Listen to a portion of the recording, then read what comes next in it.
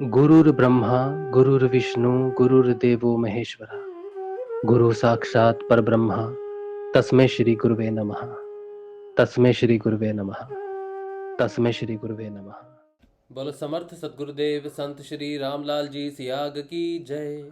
जय हो। बोलो शिव अवतारी महायोगी बाबा श्री गंगाई नाथ की जय। जय हो। बोलो दशम अवतार कल की अवतार की जय। जय हो। बोलो सनातन धर्म की जय। जय हो। बोलो पलाना धाम की जय। जय हो। बोलो जामसर धाम की जय। जय हो। जय श्री गुरुदेव, जय श्री दादा गुरुदेव, जय माँ आदिशक्ति। जय श्री गुरुदेव, जय श्री दादा गुरुदेव। चलिए सबसे पहले आज 7 बज गए हैं और शाम को 7 बजे सबसे पहले हम गुरुदेव श्री रामलाल जी सियाग के सिद्ध योग से जो आने वाले परिवर्तन की बात करते हैं, जिससे ये सत्संग चलता है। तो सबसे पहले सिद्ध योग के बारे में थोड़ी सी जानकारी, बेसिक जानकारी, ताकि जो नए साधक जुड़े हैं उन्हें थोड़ा सा इसके बारे में पता चले। सिद्ध योग जो है ये अन्य योगों से थोड़ा सा अलग है। गुरु सियाग सिद्ध योग हम कहते हैं, गुरु सियाग सिद्ध योग, लेकिन कोई नया रास्ता नहीं है या ऐसी चीज़ नहीं है। अपना माइक बंद करके रखिए। ब्रिजमान भाई आपका माइक खुला है। हाँ, तो ये कोई नया रास्ता नहीं है या कुछ नई चीज़ नहीं है। गुरुदेव कहते हैं ये कश्मीरी शैविज़म के हिसाब से ये सब जो है प्रक्रिया, शिष्य गुरु की प्रक्रिया जो है, संबंध जो है, ये चलता है। अब जो सिद्ध योग है ये अन्य योगों से अलग किस प्रकार है, ये बड़ी ही सरल सी चीज़ है। अगर किसी को कोई कन्फ्यूज़न हो कि सिद्ध योग क्या है, सिद्ध किसे कहते हैं, या फिर अन्य योग और सिद्ध योग में क्या अंतर है। जब कभी हम लोग प्रचार करने बाहर जाते हैं ना, तो कई बार हम लिख देते हैं गुरु सियाग योग। गुरु सियाग योग और गुरु सियाग सिद्ध योग में क्या फ़र्क है, ये जानना ज़रूरी है। जिस तरह से एक नॉर्मल इंसान है और एक तरफ एक इनलाइटेड व्यक्ति है, ठीक है, एक तरफ एक ऐसी आत्मा है जो अभी जागृत नहीं हुई, और एक तरफ ऐसी है आत्मा है जो इनलाइटेंड है। जितना फ़र्क इन दोनों में है उतना ही फ़र्क योग और सिद्ध योग में है। सिद्ध योग का मतलब है, सिद्ध का मतलब है सिद्ध हो जाना या फिर इनलाइटन हो जाना। तो जो ये योग की दीक्षा गुरुदेव आपको देते हैं, ये कल्पतरु का अमर फल है। अब मच्छिंद्र नाथ जी ने कहा इस बात को कि सिद्ध योग कल्पतरु का अमर फल है। इसका अर्थ क्या हुआ, कल्पतरु का अमर फल? इसका अर्थ है ये योग जो है, ये जिस व्यक्ति के पास पहुंचता है ये ऑलरेडी इनलाइटेंड है। इसके लिए आपको कोई शारीरिक कसरत नहीं करनी है, इसके लिए कोई प्रयोजन कुछ नहीं करना है। ये स्वयं ही सिद्ध है, स्वयं इनलाइटेड है। यानी कि कोई व्यक्ति इस पूरी धरा पे, इस संसार में सिद्ध योग के संपर्क में आ जाए, यानी कि गुरुदेव रामलाल जी सियाग से दीक्षा लेकर इस योग के संपर्क में आ जाए, तो वो कल्पतरु के अमर फल को ग्रहण करना शुरू कर देता है। यानी कि वो एक ऐसे दिए के साथ जुड़ जाता है जो ऑलरेडी इनलाइटेंड है। इसीलिए रूपांतरण होना शुरू हो जाता है, क्योंकि वो स्वयं रूपांतरित है। ठीक है, तो सिद्ध योग जो है वो पूर्ण तरह से इनलाइटेड योग कह सकते हो, एम्पावर्ड योग कह सकते हो, और पूर्ण रूप से जागृत योग कह लो, जिसे महायोग भी कहते हैं, जिसमें सारे योग सम्मिलित होते हैं। इसीलिए जब हम कहते हैं कि गुरु सियाग योग और गुरु सियाग सिद्ध योग, इसमें बहुत परिवर्तन है। गुरुदेव अपनी वाणी में कहते हैं जो दीक्षा मैं देता हूँ उसे सिद्ध योग कहते हैं, सिद्ध योग। ठीक है, ये चीज़ है। अच्छा, अब जो भी व्यक्ति गुरुदेव से जुड़ता है, दीक्षा कैसे लेता है? दीक्षा वो किसी भी माध्यम से ले सकता है। ऑनलाइन इंटरनेट पे वो सर्च करे गुरुदेव रामलाल जी सियाग या फिर गुरुदेव रामलाल जी सियाग का संजीवनी मंत्र, तो उसके सामने गुरुदेव का कोई भी वीडियो आ जाए और गुरुदेव उसमें जो भी स्पीच दे रहे हैं, जो भी बात बता रहे हैं, उसमें वो गुरुदेव का जो संजीवनी मंत्र है वो भी बताते हैं। कोई भी इंसान इस पूरी धरा के ऊपर में गुरुदेव की वाणी में वो संजीवनी मंत्र अगर सुन ले तो उसकी दीक्षा हो गई, मतलब उसे वो प्राप्त हो गया। अब उसे क्या करना है? मंत्र सुनने के बाद कहीं जाना आना नहीं है, कुछ भी नहीं करना है, अपने घर में बैठना है। अगर बैठ नहीं सकता तो लेट के, अगर बीमार है तो किसी भी प्रकार से अब उसे गुरु आज्ञा का पालन करना है। किसी भी शिष्य के लिए सबसे विशेष कार्य है गुरु आज्ञा का पालन करना।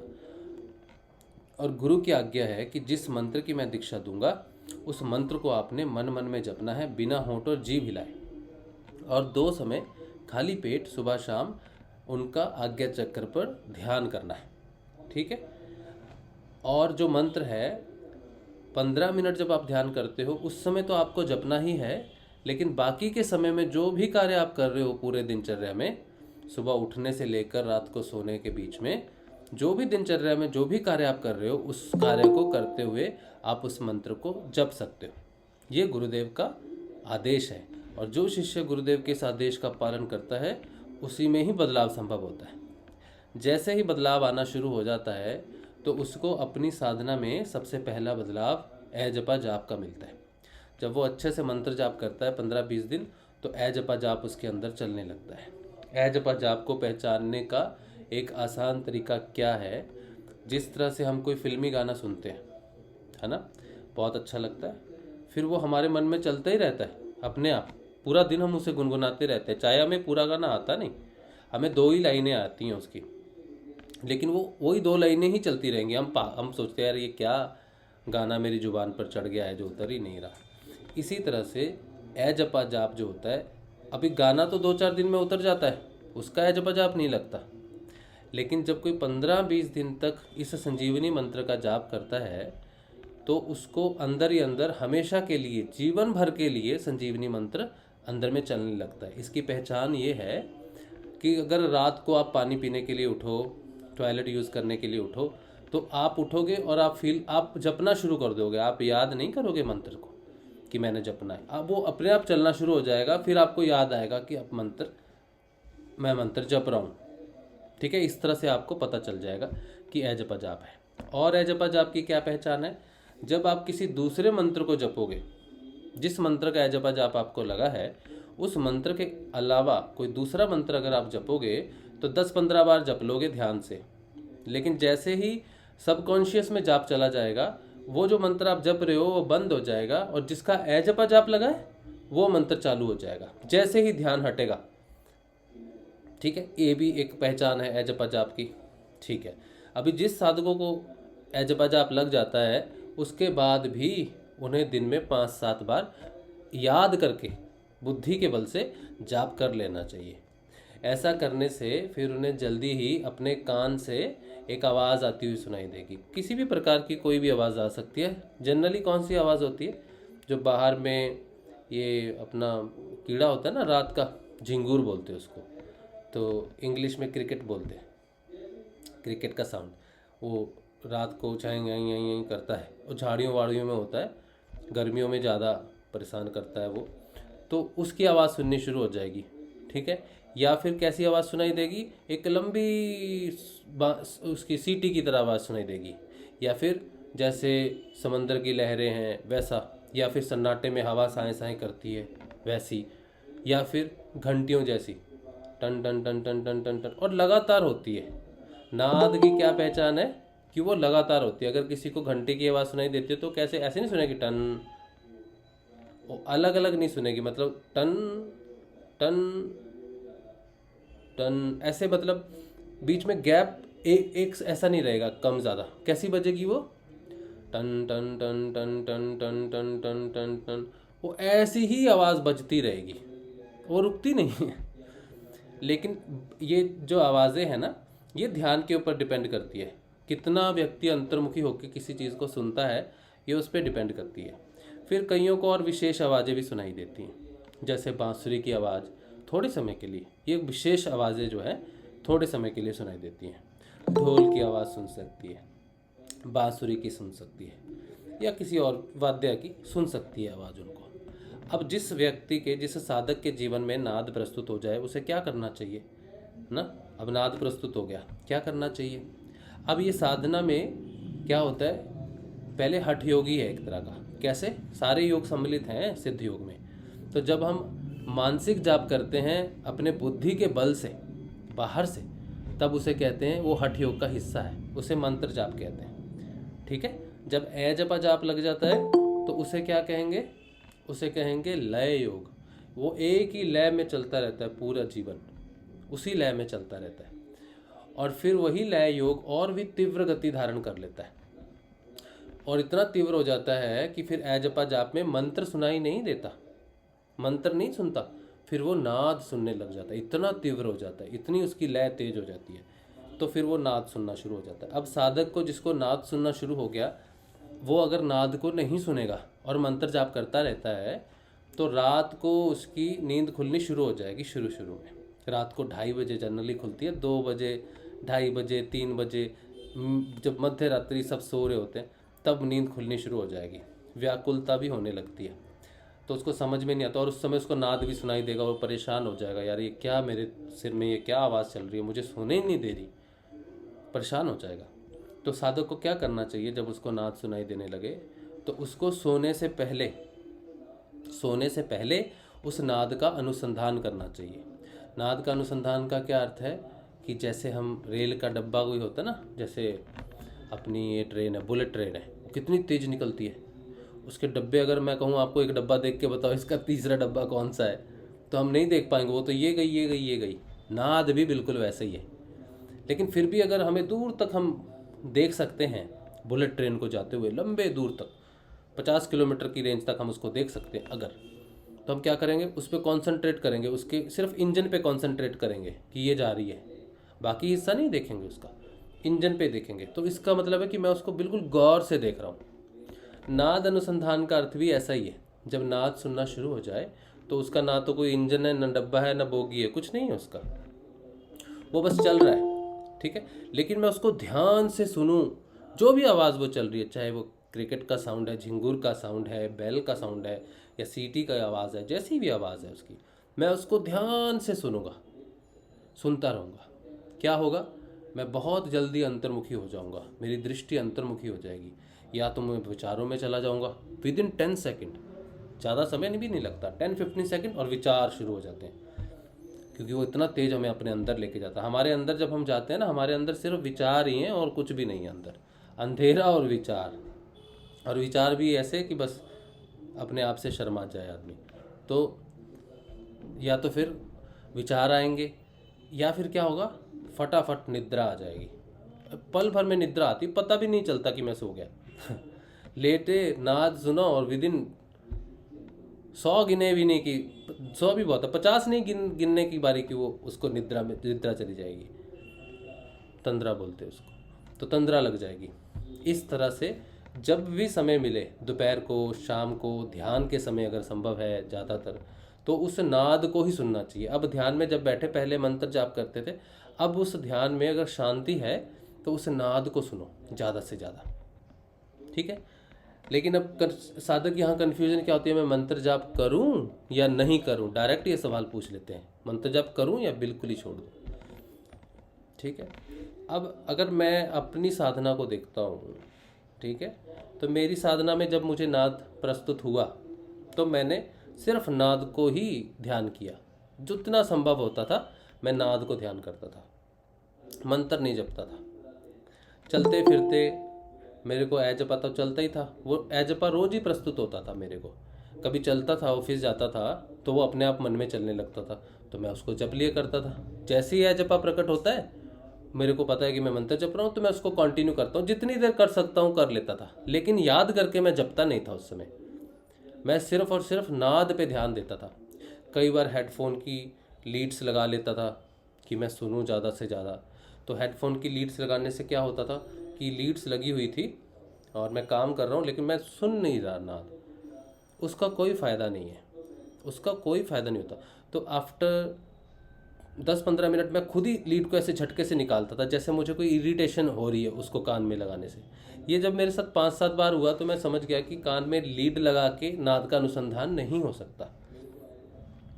ठीक है। तो फिर मैंने वो कान में कुछ भी लगाना बंद कर दिया। फिर मैंने कहा इसको सहज भाव में जैसे मुझे सुनाई देता है वैसे ही मैं इसको सुनूंगा। तो कभी कभी आंख आंख इसमें उंगली डाल के थोड़ी देर बैठ जाता था, सुनता था, जहाँ पर मैं आराम कर सकूँ, बैठ सकूँ, उस वहीं पर ही सिर्फ नाद का ध्यान करना चाहिए, क्योंकि निद्रा आ जाती है, एक नशा सा चढ़ जाता है उसी समय।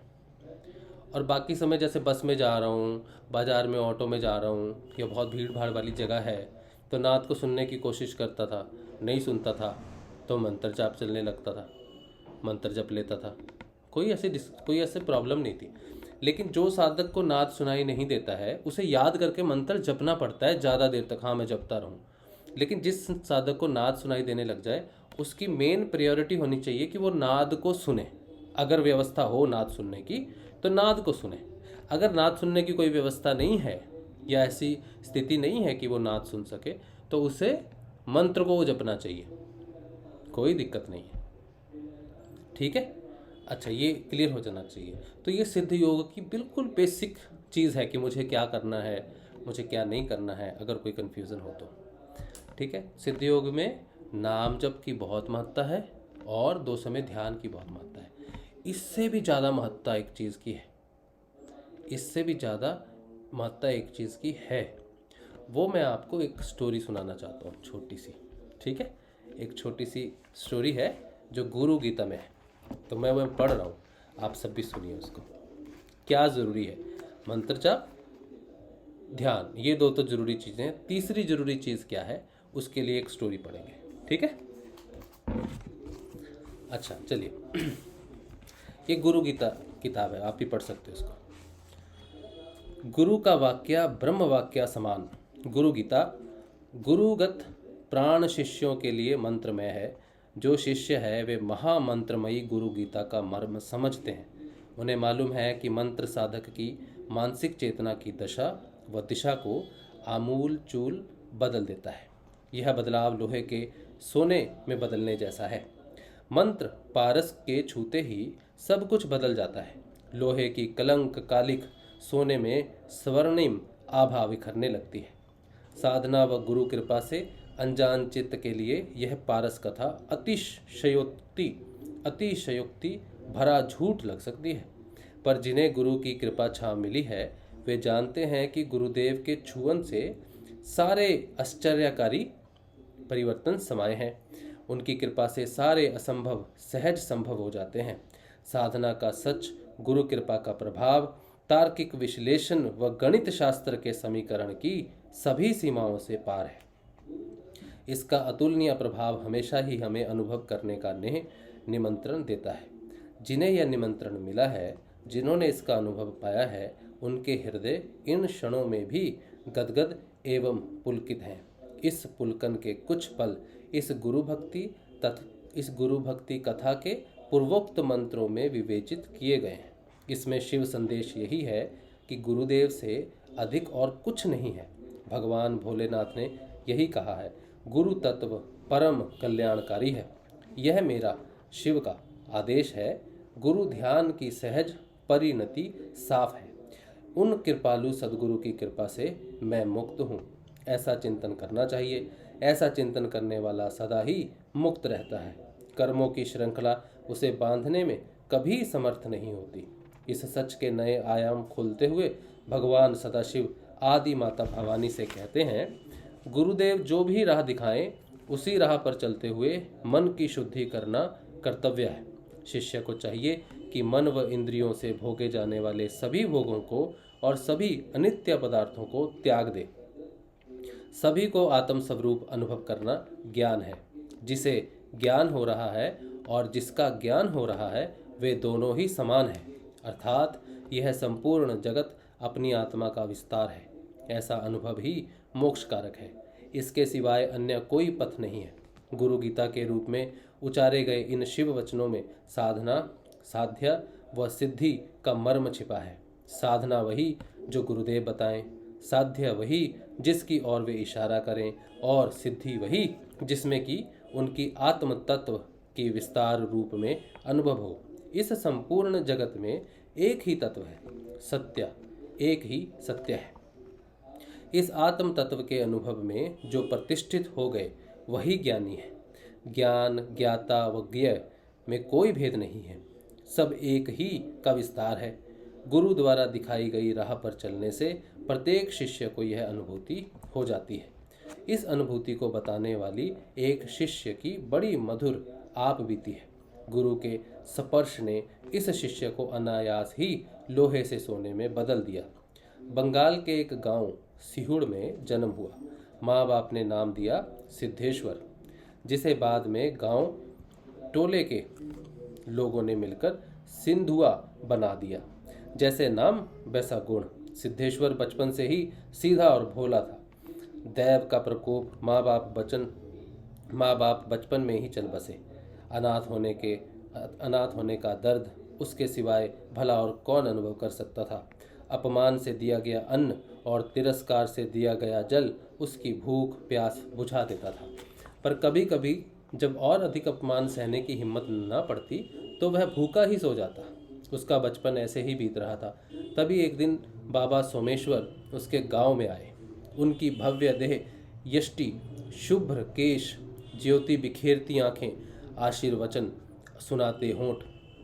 उसने जब पहली बार उनको देखा तो देखते ही रह गया। समझ में नहीं आया क्या कहें, कैसे कहें। उसने तो बस इतना ही सुना कि बाबा को लोग परमहंस देव कह रहे हैं। उसने जब उनके पास जाने के लिए सोचा तो किसी ने उसे जोर से धक्का दिया, पर बाबा ने अपने बलिष्ठ हाथों से उसे संभाल लिया। वह तो बस डर के मारे उनसे चिपट गया। भीड़ जब बाबा के पास से विदा हुई तो बाबा उसका सिर सहलाते हुए बोले, बेटा, मैं इस गांव में केवल तुम्हारे लिए आया हूँ। उसका भी कोई अपना है? यह उसके लिए बड़े अचरज की बात थी। पर बाबा ने उसे बड़े प्यार से माँ दुर्गा का मंत्र स्मरण करना सिखाया और बोले, बेटा, तुम बिना परेशान हुए इसी गांव में रहते हुए सबकी सेवा करते रहो। पर बाबा, ये लोग तो। वह आगे और कुछ बोल पाता, तभी बाबा बोले, बहुत सताते हैं ना तुम्हें? हाँ बाबा। उसकी हाँ सुनकर बाबा सोमेश्वर ने अपनी आंखें शून्य में टिका ली और कहीं आकाश में खो गए। कुछ सोचते हुए उनकी आंखों में आंसू भर आए। फिर थोड़ी देर में प्रकृतिस्थ हुए और बोले, ये सब जो भी सताएं उसे प्रसन्नतापूर्वक सहन करो। इन सब के उत्पीड़न को प्रसन्नतापूर्वक सहते हुए इनकी सेवा करो। यही तुम्हारा साधना पथ है। मानोगे मेरी बात? कर सकोगे ऐसा? 15-16 साल का सिद्धेश्वर चुप हो गया, पर मना कैसे करता। जिंदगी में पहली बार तो किसी ने उससे प्रेम की बात की है। उसने हामी भर दी। माँ दुर्गा का स्मरण, सारे तिरस्कार को सहकर सबकी सेवा, यही उसका जीवन बन गया। लोग जितना अधिक अपमानित करते, माँ दुर्गा उसे उतनी ज़्यादा याद आती। बड़े विहल होकर वह माँ को पुकारने लगता। रात में जब सोता तब सपने में कभी कभी वह परमहंस बाबा सोमेश्वर उसके सिरहाने बैठे दिखते। इन सालों में उसमें एक फ़र्क यह हुआ कि अब वह युवा हो गया। एक दूसरा फ़र्क यह हुआ कि अब सोते जागते उसका मन जगन माता माँ दुर्गा और अपने प्यारे गुरुदेव में विलीन रहता। अब धीरे धीरे उसे लोगों ने अपमानित करना बंद कर दिया, पर उसका मन अब माँ का हो गया था। माँ के स्मरण से ही उसकी सुबह होती और माँ के स्मरण से ही उसकी पलकें मूंदती।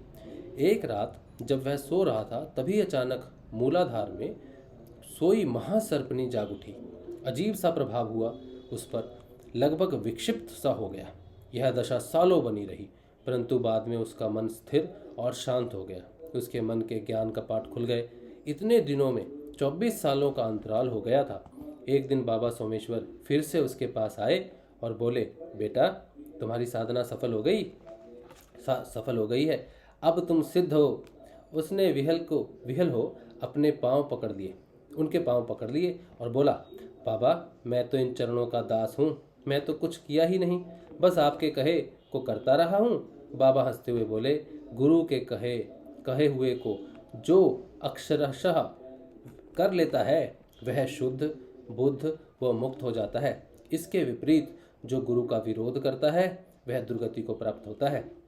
गुरु गीता के भक्ति गीत अंतस में गुरु भक्ति का अंकुरण स्फुरण करते हैं। इन भक्ति गीतों के पठन मनन गायन से अंतकरण गुरु भक्ति में से अपलावित होता है। चित्त की गहराइयों में गुरुदेव के प्रति अनुराग प्रगाढ़ होता है। यह प्रगाढ़ अनुराग ही तो अध्यात्म साधना में की घनीभूत ऊर्जा है। जिसके अंतस में इस महा ऊर्जा का घनत्व जितना अधिक है, वह अध्यात्म पथ पर उतनी ही अधिक तीव्रता से गतिशील होता है। इसके विपरीत जिसके अंतस में गुरु भक्ति की ऊर्जा का घनत्व अविकसित, अल्प अथवा शून्य है, उसका आध्यात्मिक जीवन भी शून्य बना रहता है। उसके आध्यात्मिक लक्ष्य उससे हमेशा दूर बने रहते हैं। फिर भले ही वह कितना जप, तप अथवा कर्म कांड करता रहे। जो विज्ञ है, विवेकी हैं, वे जानते हैं कि साधना के सभी कर्मकांड स्थूल देह के कलेवर का निर्माण भर करते हैं। इसमें प्राण का संचारण केवल गुरु भक्ति से ही होता है। पिछले मंत्रों में भगवान सदाशिव के यही वचन थे कि गुरुदेव जो भी राह दिखाएं, उसी राह पर चलते हुए मन की शुद्धि करना शिष्य का कर्तव्य है। शिष्य का यही कर्तव्य है कि मन व इंद्रियों से भोगे जाने वाले सभी भोगों को और सभी नाशवान पदार्थों को त्याग दें। संपूर्ण जगत को अपनी आत्मा के विस्तार के रूप में अनुभव करें। गुरु कृपा से यदि यह अनुभूति निरंतर होती रहे तो शिष्य साधक अपने परम गंतव्य तक, जीवन के चरम आध्यात्मिक लक्ष्य तक पहुंच जाता है। भगवान सदाशिव गुरु गीता के अगले प्रकरण में कहते हैं कि यदि भूल से, प्रभाव से अथवा अहंकारवश यदि कोई शिष्य गुरु वचनों की अवहेलना करता है तो उसका अध्यात्म मार्ग अवरुद्ध हो जाता है। माँ भवानी से इस प्रकरण को स्पष्ट करते हुए भोले बाबा कहते हैं, गुरु की जो महिमा मैंने पहले बताई, उसे जानकर सुनकर भी यदि कोई गुरु निंदा करता है, वह जब तक चंद्र सूर्य है तब तक घोर नरक में पड़ा रहता है। इसलिए जब तक देह है तब तक, यहाँ तक कि कल्पांत तक भी गुरुदेव का स्मरण करते रहना चाहिए। शिष्य को चाहिए कि मुक्त होने पर भी वह गुरु स्मरण का लोप न होने दे। जो शिष्य प्रज्ञावान व विवेकी हैं, वे कभी भी अपने गुरु के सामने हुंकार पूर्वक तेज स्वर में बात नहीं करते। इतना ही नहीं, वे गुरु के सामने कभी भी असत्य नहीं बोलते। और जो गुरु के पास तू करके, हूँ करके बातें करते हैं, वे किसी निर्जन अरण्य प्रदेश में ब्रह्म राक्षस का जीवन जीने के लिए विवश होते हैं। भगवान शिव कहते हैं, हे पार्वती, मुनि नाग देवों के शाप से, काल और मृत्यु के भय से केवल गुरुदेव ही शिष्य का रक्षण करने में समर्थ हैं। लेकिन जो गुरु के शाप से ग्रस्त हैं, उनकी रक्षा कोई भी देवता अथवा मुनि नहीं कर पाते। ऐसे शिष्य शीघ्र ही नष्ट होते हैं, इसमें कोई संशय नहीं है। देवादिदेव भगवान महादेव ने इन वचनों में बड़ी गहरी अनुभूति समाई है। जो तार्किक हैं, वे तो इस सच को शायद ही छू पाएं, लेकिन जो तप करते हैं, जिन्होंने अपनी अंतर यात्रा में गुरु महिमा को जाना है, वे इस अनुभूति कथा को पल पल पीते हैं। इस अनुभव को साकार करने वाली बड़ी मर्म स्पर्शी घटना है जो एक शिष्य के जीवन में तब हुई जब उसका अपने आराध्य गुरुदेव से प्रत्यक्ष संपर्क नहीं हुआ था। विद्यार्थी जीवन में उसका परिचय एक अघोर साधक से हुआ। यह अघोर साधक, जिसे सभी अघोरी कहते थे, कई आश्चर्यजनक सिद्धियों, शक्तियों का स्वामी था। एक पदार्थ को दूसरे पदार्थ में बदल देना उसके लिए साधारण कौतुक भर था। मिठाई को विष्ठा बना देना और सड़े मांस को सुगंधित सुरभित मिष्ठान में परिवर्तित कर देना उसके लिए पलक झपकने भर का काम था। पंचभूतों के अणु परमाणुओं को अपने संकल्प बल से एकत्रित करके किसी भी वस्तु को साकार कर देना भी उसके लिए सामान्य सी बात थी। और भी अनेक आश्चर्यजनक सिद्धियां उसके पास थीं। अपनी इन सारी शक्तियों के बावजूद वह अघोर साधक बड़ा व्यथित, पीड़ित रहा करता था। यहाँ तक कि कभी कभी शून्य में तकते हुए उसकी आंखों से आंसुओं की धार बह निकलती। एक दिन इस विद्यार्थी ने उससे पूछा, बाबा, आप बीच बीच में इतने दुखी क्यों हो जाते हैं? आपके पास तो इतनी सिद्धियां हैं, फिर भी आप रोने लगते हैं। जवाब में उसने लगभग बिलखते हुए कहा, बेटा, तू शायद अभी समझेगा नहीं, पर चल तुझे बताकर अपना मन हल्का कर लेता हूँ। तू पूछता है तो सुन ले। मेरा भगवान मुझसे रूठ गया है। मेरा गुरु मुझसे नाराज है। उसने मुझे 1000 साल तक भटकते रहने का शाप दिया है। बाबा की अटपटी बातें इस विद्यार्थी के पल्ले नहीं पड़ी। उसने बस यूं ही पूछा, तब कितने साल हो गए आपको भटकते हुए? 750 साल, उसने बड़े इत्मीनान से जवाब दिया। इस जवाब ने पूछने वाले को गहरी हैरानी में डाल दिया। उसने कहा, पर आप तो केवल 50-60 साल के लगते हैं। यह बात सुनकर वह जोर से हंसा और बोला, अरे, मैं शरीर की बात थोड़े ही करता हूँ। इस शरीर की तो यही उम्र होगी। मैं तो अपनी बात करता हूँ। शरीर तो जब भी पुराना हो जाता है, मैं उसे छोड़कर किसी युवा मृत शरीर में प्रवेश कर जाता हूँ। सांप कटे हुए व्यक्ति को प्राय लोग बहा देते हैं, ऐसे ही किसी शरीर को मैं अपना बना लेता हूँ। पर आपके गुरु नाराज क्यों हुए? गुरु तो बड़े कृपालु होते हैं, सिद्धियों के घमंड से। अरे बेटा, मुझे अपनी साधना और सिद्धियों का भारी घमंड हो गया था। इस घमंड के कारण मैं किसी को कुछ नहीं समझता था, यहाँ तक कि लोगों के बहकावे में आकर मैं स्वयं को भगवान मानने लगा था। इसी अहम के कारण एक दिन मैंने अपने गुरु को भी खरी खोटी सुना दी। इस पर गुरुदेव ने कहा, तू क्या समझता है, सिद्धियों से कोई भगवान हो जाता है? जा, तू अब 1000 साल तक भटक और सिद्धियों के दंश को झेल। बस बेटा, तब से मैं नए नए शरीरों में रहते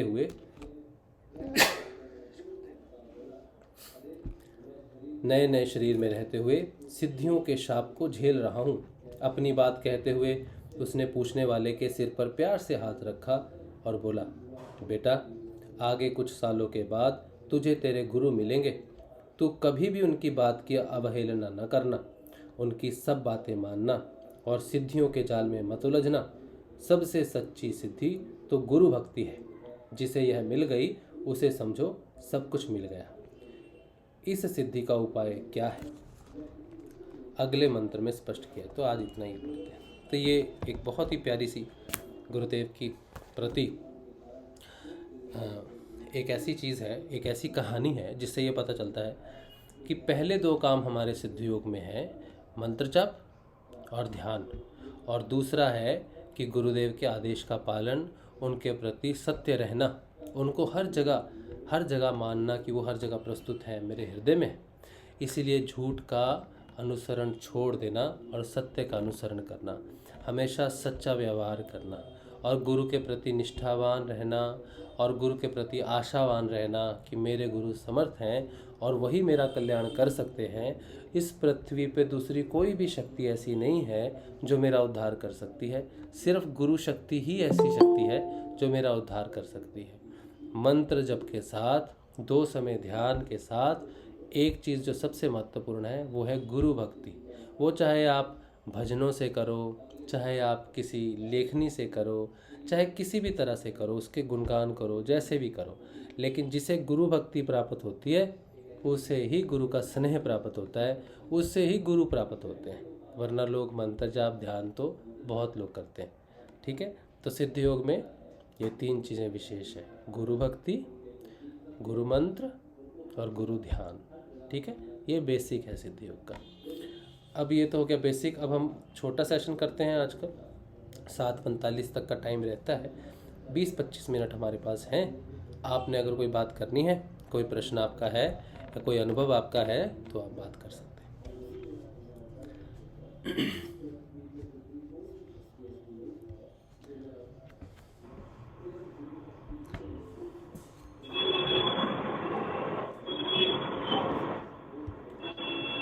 जय गुरुदेव।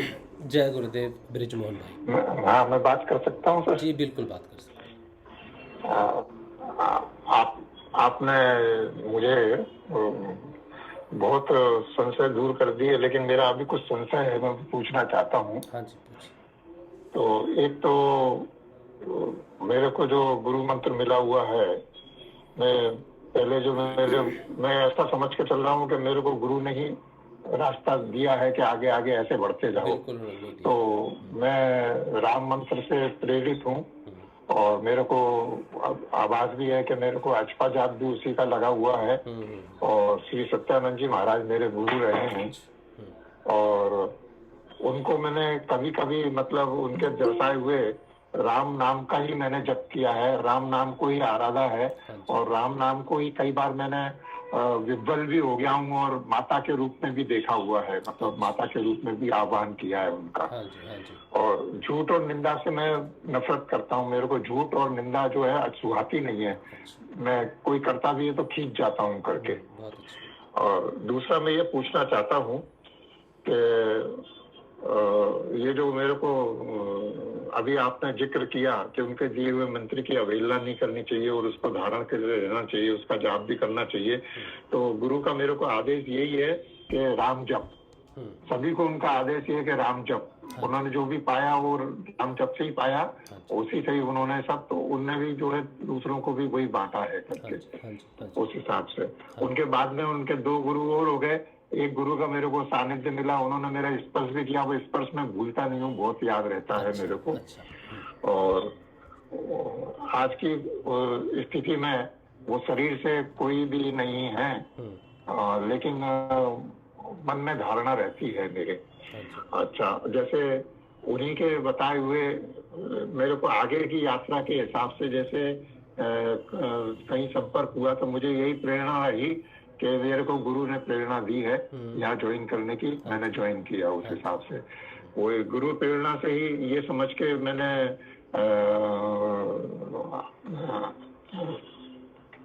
हालांकि 18 साल पहले मुझे चित्र मिल गया था गुरुदेव का अपने जिस सभा में मैं बैठा हुआ हूँ उसमें, लेकिन वो अभी रूपांतरित हो रहा है ऐसा मुझे लग रहा है करके।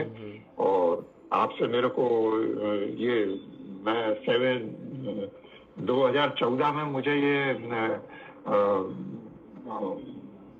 नाद सुनाई चारंभ हुआ, लेकिन मैं अभी तक अज्ञान था, मुझे पता नहीं था, मैं इसको नाद नहीं समझ रहा था। तो आपसे संपर्क में आने के बाद में मालूम पड़ा कि ये नाद है करके। और कल जैसे मैंने आपको भेजा था कि मैंने सुनने की चेष्टा की और कब मेरे को नींद आ गई मुझे पता नहीं चला करके मैं सो गया था।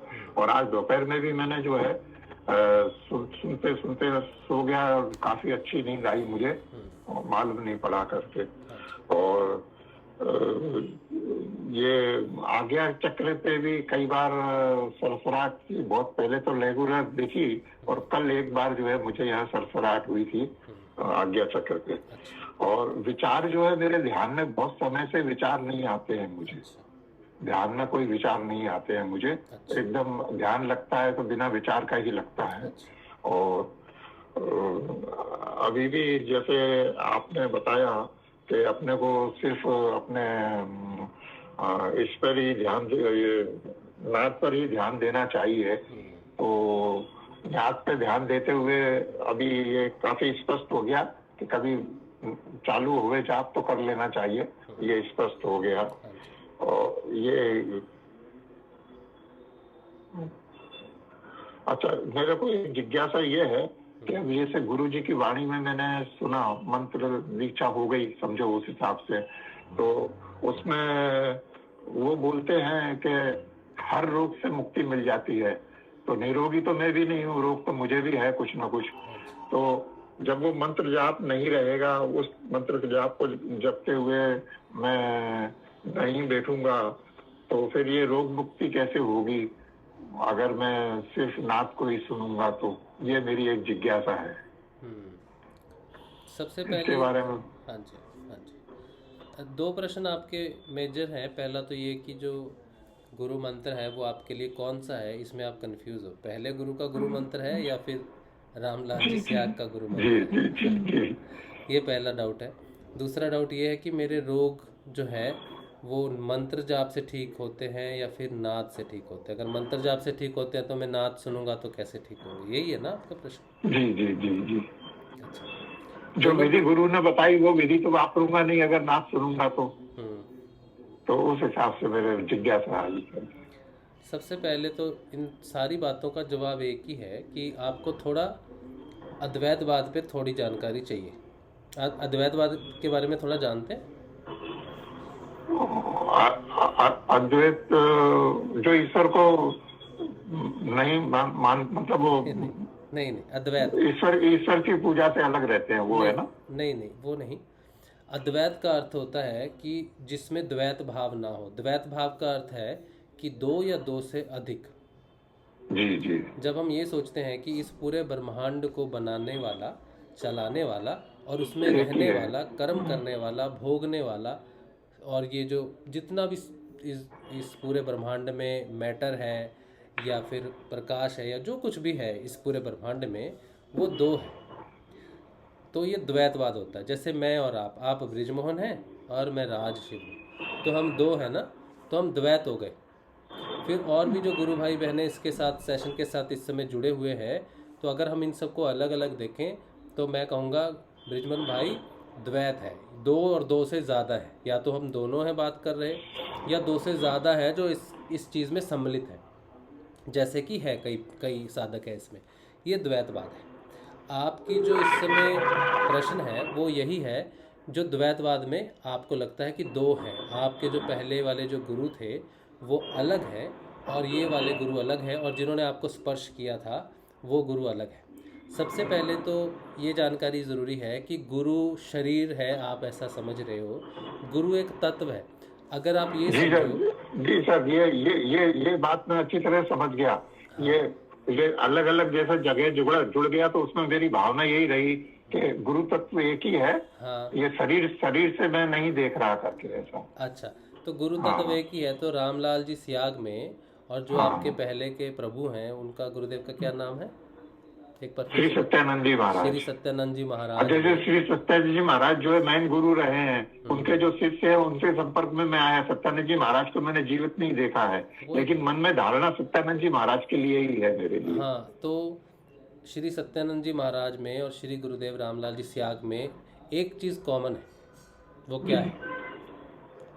गुरु तत्व जो है, गुरु तत्व कॉमन है।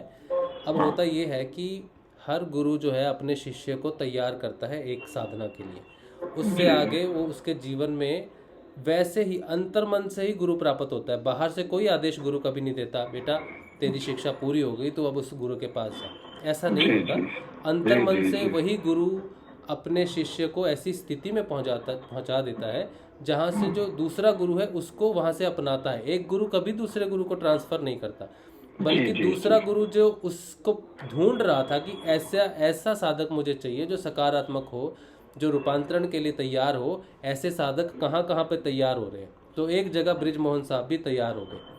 तो वो जो गुरु थे जिन्होंने कहा कि मैं आखिरी दीक्षा देता हूँ मोक्ष तक की, अब मुझे ब्रिजमोहन चाहिए, मैं इसे अपना शिष्य बनाऊंगा और अब इसे यहाँ से आगे लेके जाऊंगा।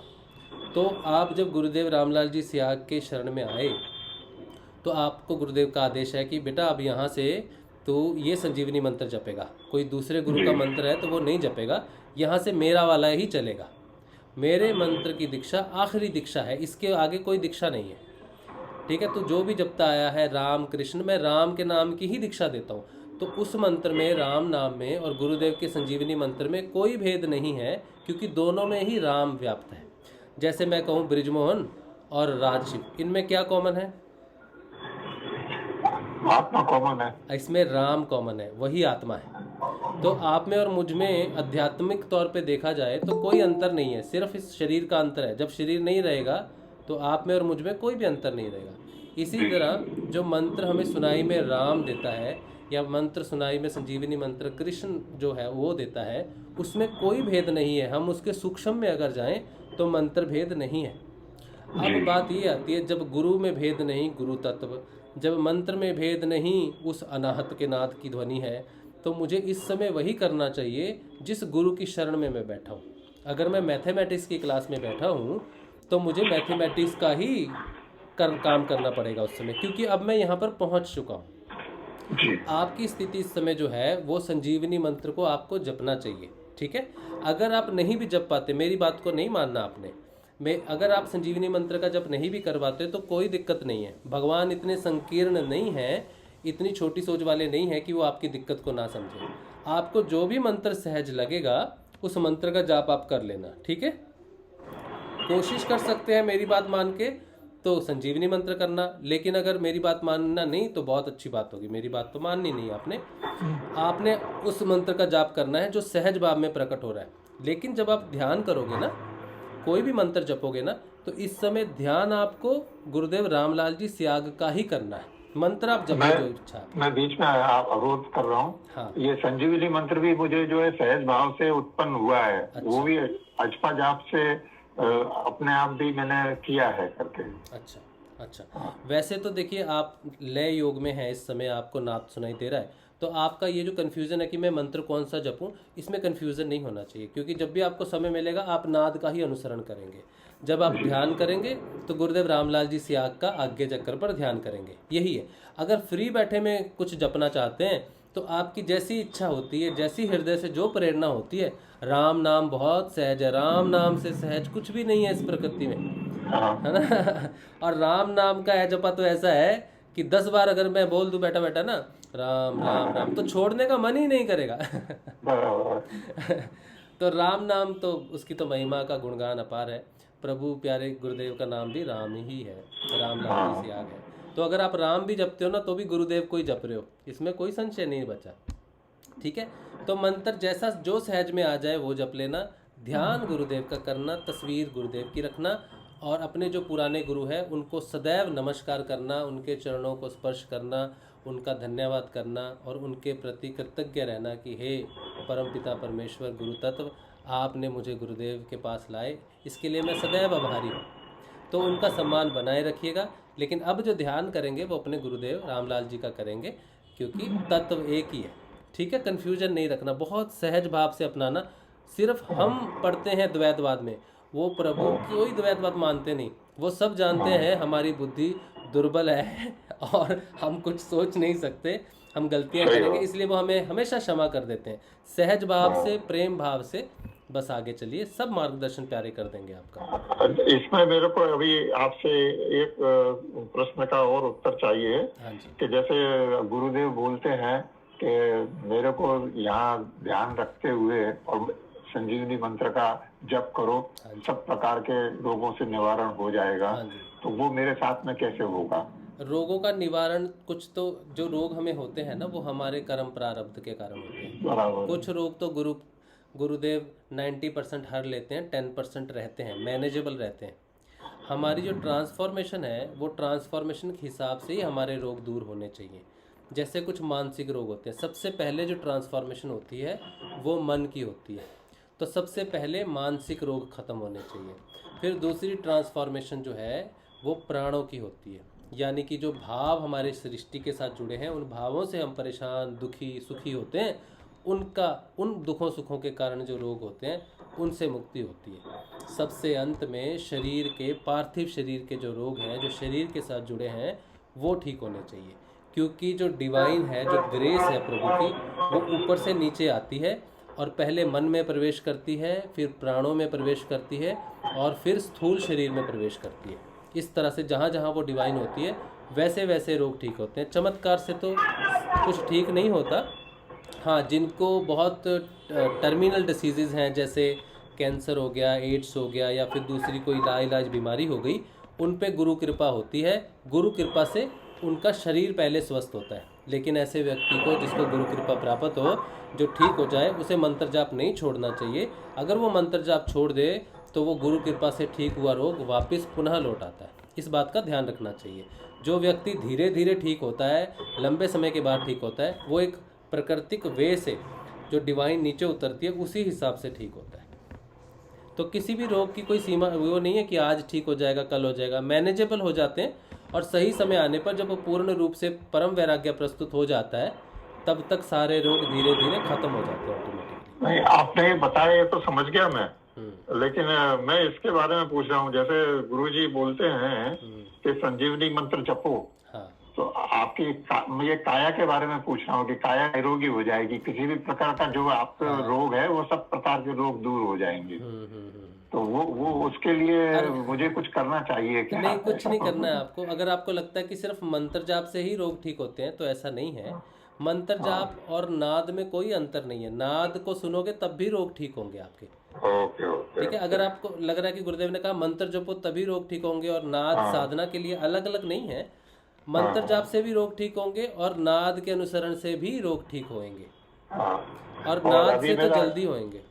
हाँ, समझ गया मैं। और कल से जो कल से मुझे जानकारी मिली, उस हिसाब से मैंने नाद की सुनने की चेष्टा की।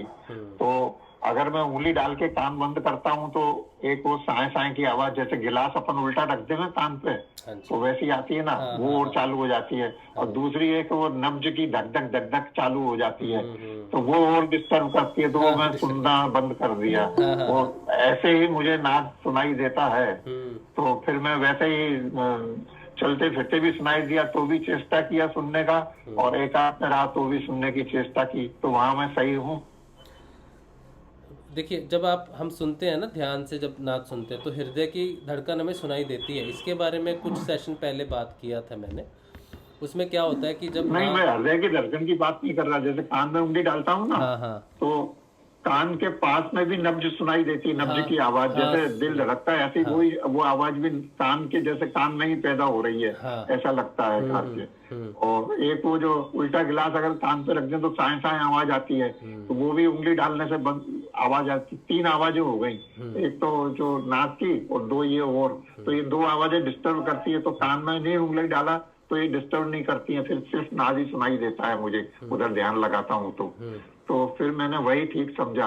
तो ये मैंने ठीक किया या नहीं किया, वो हिसाब से पूछ रहा हूँ। मैं आपको तो एक छोटी सी बात बता देता हूँ, उससे शायद क्लियर हो जाएगा। वैसे तो मैं दूसरी तरह भी इसका जवाब देना चाहता था, लेकिन एक अच्छी छोटी सी एक कहानी है, छोटी सी ही है। विवेकानंद जब ध्यान करते थे बैठकर, तो जहाँ पर वो ध्यान करते थे वहाँ पर एक फैक्ट्री थी, और फैक्ट्री का सायरन बजता था वहाँ पे बहुत ज़ोर से। तो विवेकानंद ध्यान नहीं कर पाते थे, वो डिस्टर्ब हो जाते थे, उस आवाज़ से डिस्टर्ब हो जाते थे। तो उन्होंने अपने गुरुदेव से कहा कि गुरुदेव, ये जो फैक्ट्री का सायरन है मुझे बड़ा परेशान करता है, मैं क्या करूं? तो उन्होंने कहा, श्री रामकृष्ण परमहंस ने कहा कि बेटा तू एक काम कर, तू इस सायरन पे ही ध्यान लगा। तो उन्होंने उस सायरन पे ध्यान लगाना शुरू किया। उसके बाद उनका ध्यान अच्छा लगना शुरू हो गया। तो कहने का अर्थ है कि हम जब कोशिश करते हैं ध्यान करने की, तो हम अपने आप को एकाग्र करने की कोशिश करते हैं, अंतर्मुखी करने की कोशिश करते हैं।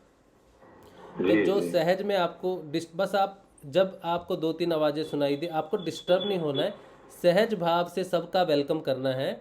और किसी भी ध्वनि को आप सुन लेंगे तो वो नाद का ही काम करेगी, क्योंकि आप उस समय इस प्रकृति में जितनी भी आवाज़ें हैं, जो बाहर बस की आवाज़ है, ट्रैफिक है, बात करते हैं, चिड़िया की चिड़चिड़ाहट है, जो भी कुछ है, सारा नाद का ही स्वरूप है। किसी भी स्वर पे अगर हम केंद्रित करें तो वो हमें अंतर्मुखी ही कर देगा। लेकिन अगर हमारा पर्पस होगा कि हमें अंतर्मुखी होना है तो वो अंतर्मुखी कर देगा।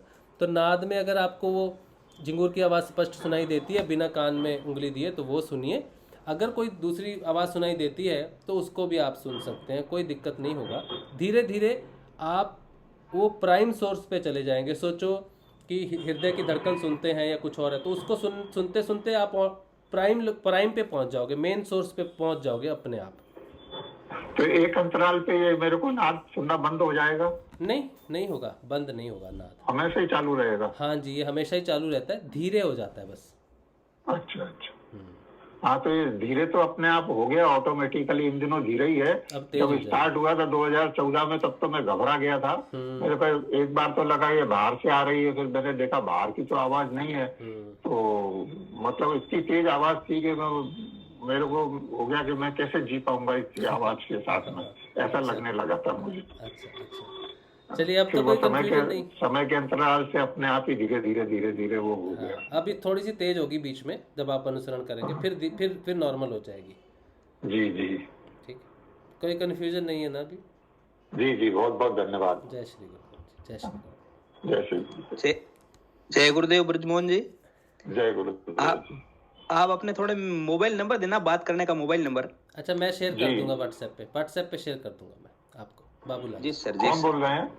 बाबूलाल बोल रहा हूँ मैं, बाड़मेर से। जय गुरुदेव। जी। आपके इलाके के ही है ना, आप आसपास में ही रहते हैं शायद?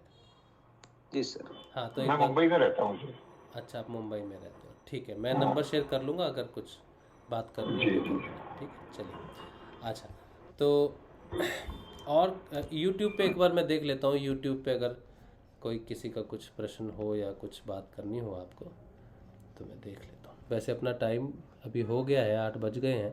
इंग्लिश सेशन होता है, उसका समय 8:30 बजे का हो जाता है रोजी वैसे तो। भैया।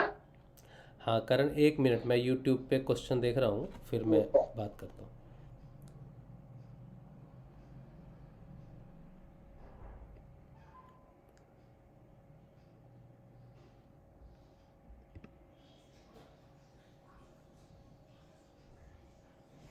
अच्छा, हाँ करण बोलो। भैया, जैसे आप कह रहे थे कि मंत्र कोई सा भी हो वो गुरुदेव सब स्वीकार करते हैं, ऐसा ही अनुभव मेरे साथ भी हुआ है। अच्छा, मैं ये थोड़ा शेयर करना चाहता हूँ। क्या पता किसी के काम आ जाए। भैया, हाँ शेयर हम करो। कई स्कूल्स कई कॉलेज में ध्यान कराने गए थे, तो वहां पर इसी मंत्र से, जो अपना संजीवनी मंत्र है, उसी से कई बच्चों को आज्ञा चक्र पर मदीना शरीफ के दर्शन भी हुए हैं, पहली चीज तो। अच्छा। तो और उसी के साथ हमने कई बच्चों को ये भी बोला था कि अगर आपको इस मंत्र से दिक्कत हो तो आप भले अल्लाह अल्लाह वाहेगुरु ये भी जप सकते हो, और उनको भी बिल्कुल ऐसी अनुभूतियां होती है। यानी कि देखा है कि एक समर्पण भाव के साथ आप कुछ भी मंत्र जपो तो हर मंत्र गुरुदेव एक्सेप्ट कर रहे हैं, अगर उनके कंडीशन या उनकी अपब्रिंगिंग ऐसी हुई हो तो। हाँ बिल्कुल सही बात है, बिल्कुल सही ये बात है। एक्सपीरियंस शेयर करना था। हाँ ये बिल्कुल सही बात है। गुरुदेव भेद नहीं करते, वो हमारी स्थिति को जानते हैं और अपने आप संजीवनी मंत्र बाद में प्रकट हो जाता है। गुरु प्रति स्नेह होना चाहिए, वही मेन बात है। चलिए आज का सेशन हम लोग यहीं पे रखते हैं। दूसरा सेशन है वो इंग्लिश में होगा सिद्ध योग के बारे में। उसमें हम क्या पढ़ रहे हैं, एक तो religious revolution in the world गुरुदेव की किताब है जो इंग्लिश में लिखी है, इसमें सिद्ध योग के बारे में जानकारी है, बहुत अच्छी जानकारी है, इसको पढ़ रहे हैं अभी। इसके बाद prophecies in the Bible by the Bible, जो गुरुदेव की किताब है, बाइबल की भविष्यवाणियाँ, वो पढ़ेंगे उसके बाद। तो ये शुरू हुआ है 8:30 बजे वो इंग्लिश का सेशन होता है, आधे घंटे का ही सेशन होता है वो सिर्फ यूट्यूब पे होता है, इसी चैनल पे होता है, उसे भी आप ज्वाइन कर सकते हैं और उसमें भी कुछ इन्फॉर्मेशन आपको प्राप्त हो तो आगे शेयर कर सकते हैं। ठीक है, चलिए जय श्री गुरुदेव, जय श्री दादा गुरुदेव, जय श्री गुरुदेव। सुबह के जय श्री टाइम गुरुदेव, में। जय श्री दादा गुरुदेव, जय श्री आदि, जय श्री गुरुदेव, जय श्री दादा गुरुदेव, जय श्री जय श्री गुरुदेव। जय श्री